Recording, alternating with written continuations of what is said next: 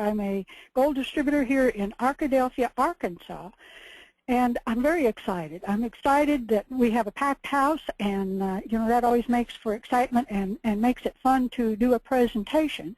And I'm very honored as well to be your presenter this evening, and I want to compliment each one of you that have taken your time out this evening to be on the call too.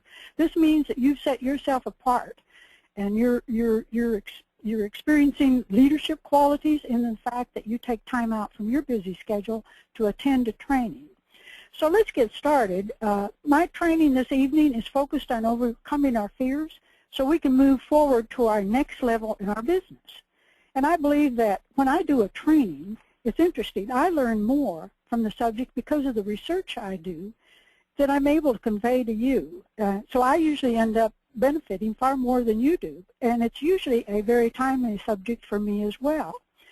And I have learned that everyone experiences fear, even our experienced leaders like Dan Cato and Joe Garcia. When any of us undertake to do something that we've never done before, we experience fear, fear of the unknown. Now, many of you have heard my story about being a registered nurse, a retired registered nurse with inadequate retirement fund. And then I went out and tried to change that and was not successful, and signed up with NHD Global and asked one of the top persons in our business to coach, mentor, and train me. And then I experienced lots of fear as Joe Garcia introduced me to many new ideas and concepts that were very foreign to me in my everyday experiences. You know, I'd never done anything like that. And then being able to earn that check for $13,000 for 1 week, wow. And continuing on to be a successful person, overcoming those fears. You know how exciting it is for me. I hope it is for you as well. And tonight I would like to share with you how all of our lives, we all encounter events in our lives that puts us in that uncomfortable area, and we experience fear. Just think back over your own life. You know, think about the first day you went to school, in kindergarten. You know, the fear of unknown. Then high school, college, marriage, your first job, purchasing your first home, birth of your children. You know, we all have experienced these times and have handled them in different ways, and that some of them we may not have handled. So fear is human. It's part of everyone's life, and it's a distinct function in all of our lives. And it was given to you, to us, to keep us safe and to bring us closer to our Creator. Now, I experienced being brought closer to my Creator on my trip that I went to Hong Kong several years ago. I was an older lady, and I was traveling by myself. And I had never traveled that far by myself alone. And I depended on and trusted my God to help me during the whole event. When it was time for me to come home, I was concerned about getting to the right gate, the right plane, getting home, getting my luggage, getting through customs. And again, I let my God know that I was going to need some help. And I got to the airport. I got there several hours early before the departure. And I didn't have any problem with customs, but there wasn't very many people there either. But I did happen to see two ladies a short distance from me. I made eye contact with the older lady, and we got into a conversation. Guess what, people? That lady and her daughter were from Dallas, Texas. They were going to be on the same plane as I was, and they knew exactly where to go, what to do, how, you know, all of it for everything. And they lived in Dallas, Texas, but they traveled to Hong Kong frequently because they had family there. So I spent a great deal of time with this lady and her daughter till we boarded the plane for Chicago. And again, when I got off the plane in Chicago, there this lady and her daughter were to help me again to get to the right gate to get to Arkansas. And they were leaving Chicago earlier than I, but they made sure that I was where I needed to be. They took care of me. And I told them again that my God had sent them to me, and I really thanked them. And you know, so my fears were for naught. I was well taken care of. I had given it to my God, and He took care of me. And, you know, we're born with 3 fears. Everybody has these when they're born. Fear of falling, loud noises, and abandonment. And we will see how these fears are ever present in our whole lifetime, and we create the other fears ourselves in our mind. So what fear is? It's false evidence appearing real. You know, fear is made up in our mind. We make it up. It isn't real. You can't reach out and touch it. It isn't tangible, and it is all in your mind. Now, I know each of you have experienced like events in your life that caused you to be fearful. You had self-doubt. You did a lot of negative self-talk. You felt out of your element, and oh, what have I done? How am I going to get out of this? Now, Bob Proctor has done a presentation, and he did it on terror barrier. He shares that fear can cause people to back away from what they really want. It's the most destructive emotion that we have. Our conscious mind is our emotional mind, but it cannot determine the difference between what is real or what is imagined. It doesn't make decisions. It accepts what the conscious mind sends it. It takes action if the item sent to it is done with emotion. Bob explains the terror barrier as being on one side where you can be comfortable, but you're in bondage.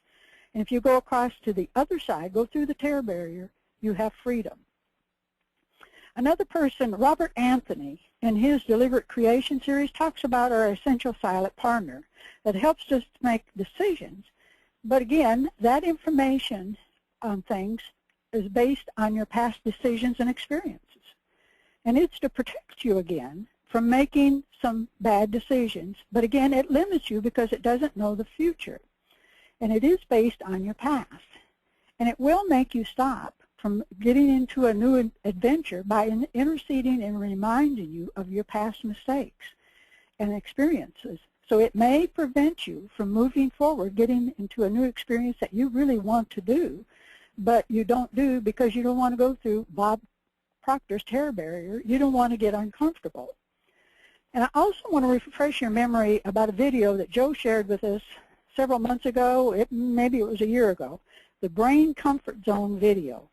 When a person committed to getting involved in the business and their mind, the amygdala, kicked in, and all that old stuff, how he normally reacted to a situation, kicked in. It was wanting to protect him, keep him comfortable, and he backed out of the opportunity as the subconscious mind wanted him to do. He compromised his dreams and goals. Now, this same reaction happens to us as well. You know, I love that video because I can see myself in that video when I come to making an uncomfortable decision. I can see myself going back and forth as he did. And also, it also helps me to realize what I'm doing and to overcome that fear. So these are just 3 examples and ways to explain what is happening to us due to fear of change, failure, rejection. And if you want more information on these subjects, you can do some research. Just do a Google on YouTube or just do a Google search. So some of the fears that you may have experienced when you signed on as a distributor with NHT Global are some of the other things that you've made decisions about. And that is, what have I committed myself to? How can I get out of this? How am I going to do this? What do I do now? How am I going to do this? Can I do what my mentor asked me? I don't want to let him or her down. I don't want him or her to know that I have no idea what they're talking about. I'm not a good speaker. I have trouble starting conversations. I'm not a good communicator. I don't want you to know that I don't know that much about the company. So what will I say on the telephone with a prospect or a customer if they ask me a question? I have no experience as a business owner. How am I going to run a business? How do I set up a PowerPoint, let alone do a presentation? And whatever else you imagine may dream up for you. And this is a lot of negative self-talk going on. And again, this is just another reminder of be aware of what self-talk you're saying to yourself and how you talk to yourself on a daily basis. So this is some of the things that we fear. We fear loss of our personal time. You know, your friends and neighbors and relatives won't respect you. Commitment. What am I going to have to do? Will I be able to do it? Will I know how? How much of my personal time am I going to have to give up? Do I have to give up TV? Do I have to give up my sports? Rejection. And this can be by family and friends. They're going to make fun of me for doing this thing. They're going to say, what am I thinking of? Are you crazy to get involved in one of these things? Nobody ever succeeds in those things. You won't make any money. Responsibility for me and my business. Not measuring up. Am I good enough? Do I know enough? I don't want to look like a fool, and I don't want to look like I don't know what I'm doing. Am I worthy of success? What if I fail? Confrontation. If someone rejects me, will I be able to handle it? What will I say to them? How do I explain to my sponsor why I haven't moved forward? How do I explain to my sponsor that I haven't done what he said to do? Change. Am I going to have to change? I'm okay the way I am. I will wait till my products arrive. Will I be able to change? What will I have to do to change? And the last one, having to grow up, having to mature. I don't want to grow up. I'm having fun being immature. It's safer here. And here's some ways that we may deal with fear. We may run from it, ignore it, deny it, make excuses, even sabotage our own efforts. You know, we may become, at the edge of success, and we'll do something that sabotages it, and we're back to square one. Or just quit and give up on your dreams. When you're scared, you automatically begin to make excuses on why you aren't capable of doing something. And this quite frequently involves needless procrastination and lame excuses for why you can't reach your goals. You compromise. You talk yourself into accepting something less. And I found out that if you experience fear of commitment, responsibility, growing up, or change, probably your fear is really based in the fear of success. But if most of your fear comes from fear of rejection, confrontation, or not measuring up, it may be based in fear of failure. So the next subject we're going to talk about, and this has a lot to do with our fear, is our belief system.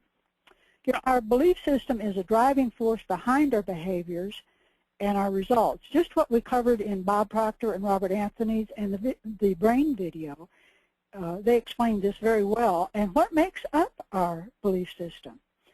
Our belief system is developed when we're very young. The 1 year to 10 years, our brain is like a sponge. It takes in and accepts whatever anybody and everybody says to you, from any and all influences. And these same beliefs are what we're using today. So this is one of the reasons that it's very important to be aware and to identify and to change these beliefs to ones that serve us today. And here are some influences that affected us and still affect us even as adults. And that's parents and family and friends, society's influence, each person's life circumstances and experiences, some of the experiences that you've had in your life up until now. And I have covered these in some of my other trainings on how you can change your belief system, and so I won't go into depth on that tonight. So, there's always consequences, good and bad, and there's results for not facing our fears. And one of those is loss of self-esteem. And I personally believe that you will never really like and respect yourself till you face up to your fears. That you will never do anything great in your life. You will be mediocre.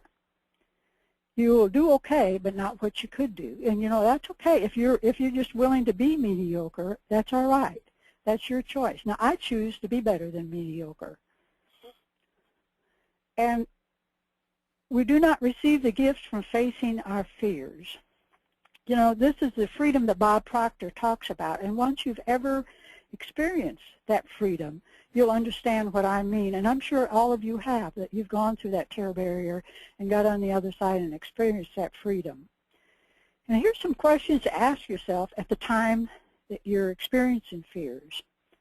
How many times have you been afraid of something that you later discovered really wasn't that fearful after all, that it was just sort of a poof, it really wasn't anything to it, and you were so grateful that you went on through that terror barrier and accomplished it?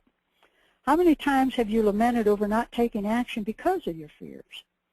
Really put yourself down. How much is your fear costing you today? How did it affect how you feel about yourself?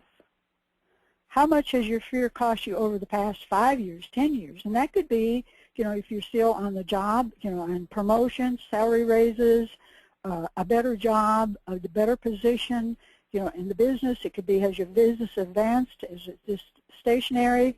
How's things all over, even in your relationships? And are you finding that you're repeatedly not moving forward because of this fear? And if you continue to let fear overcome you, how much will it cost you over your lifetime? Will it cost you your self-esteem? Will it cost you your self-evaluation, how you feel about yourself? And in answering these questions, consider the physical, mental, and emotional and financial impacts. Jamie just did the presentation, and he talked about the healthy lifestyle, that we need to have physical health, emotional health, and financial health in place to have a healthy lifestyle. But if you let fear control you, you will not have that healthy lifestyle because you won't have emotional health. So I put this in. I thought you would enjoy this as much as I did. Free of fear. This kitty cat is free of fear. She is relaxed. She is really mellow, and she's handled that terror barrier. So here's ways that we can deal with fear. One can choose to go back towards safety or forward towards growth. Growth must be chosen again and again, and fear must be overcome again and again. And this is a quote by Abraham Maslow. And when you make the decision to move forward, you stop compromising what you want. You will not accept anything lesser. You make a commitment to that decision daily.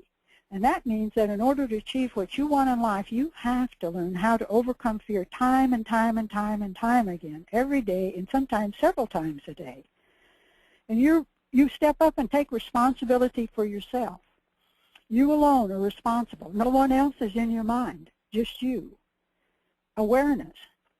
Know that it is fear that is holding you back. Find out who you are.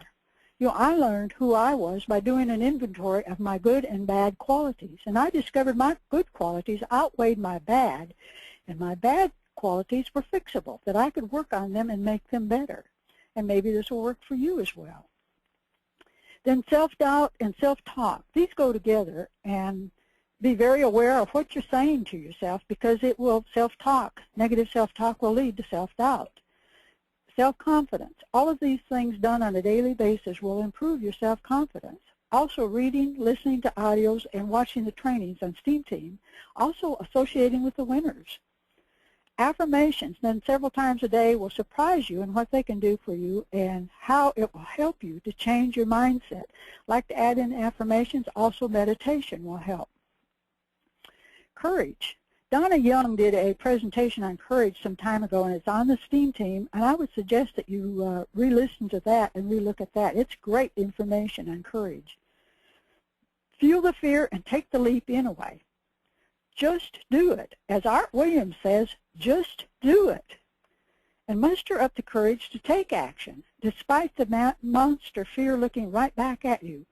You will find that fear only has power when in your mind. You have the ability to face your fears just as many do. And when you decide to face fear head on, the seemingly insurmountable beast quickly becomes weak and powerless. So the startling truth is, the only person keeping you from achieving your goals is you.